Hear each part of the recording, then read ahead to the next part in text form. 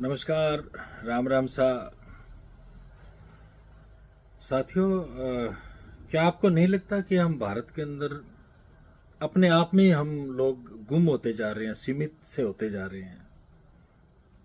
एक वक्त था हमारे यहाँ अतिथि देवो भव की परंपरा थी। हम अतिथियों को बुलाते थे, इनवाइट करते थे, हमारे पास लोग आते थे और हम भी उनके पास जाते थे। कहाँ चली गई वो विरासत? जब भी इंसान कोई बात करता है ना, तो वो ज्यादातर उसके जो अपने जाति अनुभव होते हैं ना, उसके आधार पर ही वो बात करता है। तो मैं किसी और के लिए तो क्या कहूं, मैं अपने लिए कह रहा हूं कि भारत में मेरा जो है बिल्कुल आना जाना बिल्कुल सीमित सा हो गया है। अब इसके पीछे मैं बहाने लगा सकता हूं कि मेरा जॉब प्रोफाइल, मेरा जिस तरह से मैं आपको बताइए, मैं एक पॉलिटिकल पार्टी से बिलोंग करता हूं, तो मेरे ज़्यादातर टूर प्रोग्राम्स बहुत होते हैं। अपने शहर गंगानगर में कम रहता हूं और दूसरी जगह मेरा जाना आना जाना ज़्यादा रहता है। तो मैं ये भी अक्सर कह देता हूं कि देखो मेरे पास समय की कमी है, या फिर जब मैं घर पे होता हूं तो मैं सोचता हूं कि अपने बिजनेस को थोड़ा समय दे दूं, परिवार को थोड़ा समय दे दूं। लेकिन नहीं, यह फेयर नहीं है।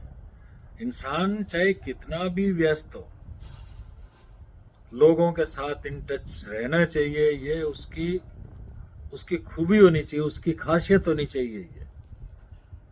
और हमारे यहाँ तो आप देखो कि तीज और त्योहार बनाए ही इसीलिए गए थे कि लोग आपस में हिल मिल कर रहेंगे। अगर किसी में कोई गिला शिकवा है तो वो भी उस तीज और त्योहारों पर आपस में मिलने पर वो गिला शिकवा भी दूर हो जाए। होली का त्योहार कितना अच्छा कॉन्सेप्ट है। ये होली के दिन जब दिल मिल जाते हैं, रंगों में रंग मिल जाते हैं, कुछ इस तरीके का गाना भी है। हम हर चीज भुला करके उस दिन, त्योहार के दिन, अपने दुश्मन को भी गले लगा लेते हैं। ये कहा गया है ना।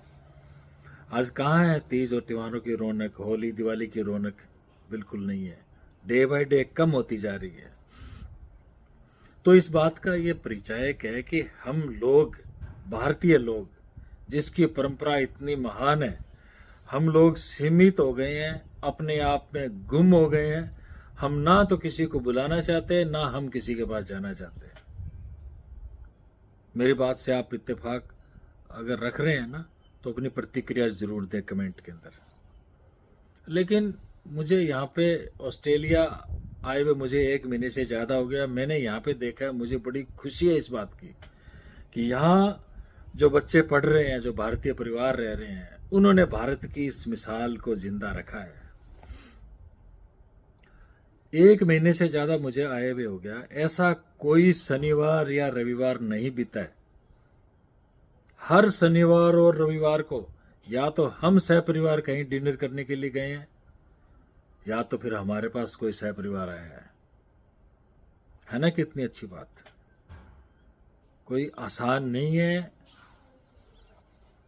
सिडनी जैसे महंगे शहर के अंदर किसी को बुलाना, एंटरटेन करना, उसके साथ समय बिताना, खाने पे बुलाना, चाय पे बुलाना आसान नहीं है। कैलिबर लगती है, समय लगता है, सब कुछ लगता है। लेकिन बच्चों ने इस विरासत को बखूबी जिंदा रखा है, भारत का नाम ऊंचा करके रखा हुआ है। और जैसा कि मैंने पहले भी जिक्र किया था कि मेरा बेटा है नीरज प्रताप, मुझे ये कहते हुए गर्व है, बड़ी खुशी है, प्रसन्नता है दिल को कि उसने यहाँ पे बहुत अच्छा सेटअप बना रखा है। अपनी जानकारी का एक बहुत विशाल दायरा उसने बनाया है। उसको हर चीज के बारे में जानकारी है। मैं जब देखता हूँ उसके दोस्तों को, जब वो मेरे बेटे से पूछते हैं, उसको हर चीज के बारे में जानकारी है। ये कितनी बड़ी बात है। आज हमने तय किया है, वैसे आज वीकेंड नहीं है, मंगलवार है, कि आज नीरज प्रताप के खास खास दोस्तों को आज घर पे इनवाइट करें, उनके साथ मिलकर के खाना खाएं और बच्चों से बातचीत करें। बड़ा अच्छा रहेगा। और मुझे लगता है कि इससे बढ़िया मौका कोई और हो नहीं सकता कि हम अपने ही बच्चों के साथ, जिन्होंने भारत की परंपरा को यहाँ पे जिंदा रखा है, उनके साथ मिल बैठ करके उनके अनुभव सुने और खुद के अनुभवों से उनको लाभान्वित करने की कोशिश करें। अभी दोपहर का वक्त है, लेकिन मेरे ख्याल से तैयारियां अभी भी शुरू हो गई है। तो एक टूर लगाते हैं किचन का। ये देखिए, सामान बिखरा पड़ा है, कुछ चीज़ें बन रही है, कुछ बिगड़ रही है। तो तैयारियां युद्ध स्तर पे जारी है। आप ये देखिए, भिंडी है, ये खम्मन ढोकला शायद बोलते हैं इसको। तो तैयारियां जारी है।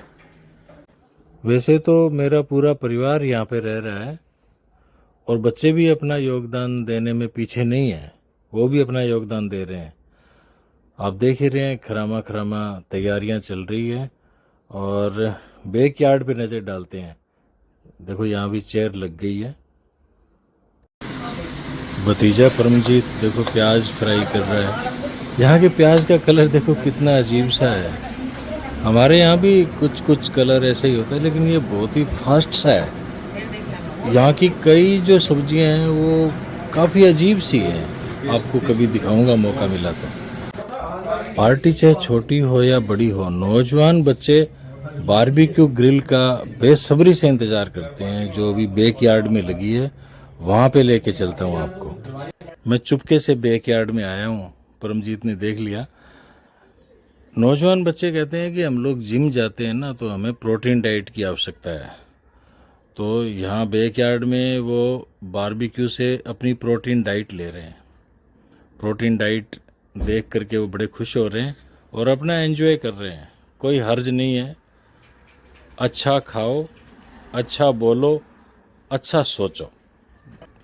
फाइनली हम लोग अब डाइनिंग टेबल पे हैं और बच्चों के साथ बैठ करके भोजन करना मुझे बहुत अच्छा लग रहा है।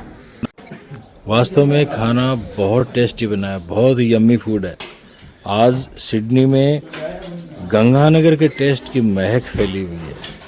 राजस्थान का खाना नो डाउट बहुत अच्छा होता है, लेकिन जो गंगानगर का जो टेस्ट है ना, उसका कोई मुकाबला नहीं है, कोई मुकाबला नहीं है।